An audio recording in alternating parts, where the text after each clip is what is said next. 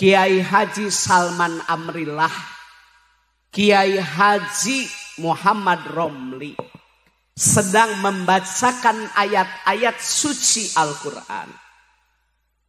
Karena yang dibacakan adalah kalam Allah, mujizat terbesar, hikmat, khusyuk, hudu, tawadu, sabab anu diaos teh ayat-ayat suci.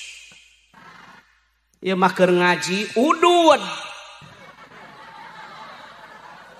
Hah?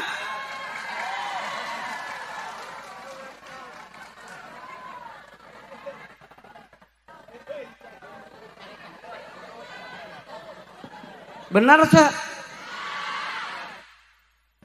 Ya mengaji, ya kuring mengaji ya. Ulah benu, da ieu mah ilmu. Da hirup mah ulah ku nafsu, kuduku Kiai Haji Salman Amrillah, Kiai Haji Muhammad Romli, qori internasional, diakui oleh dunia yang dibacakan ayat-ayat suci Al-Quran.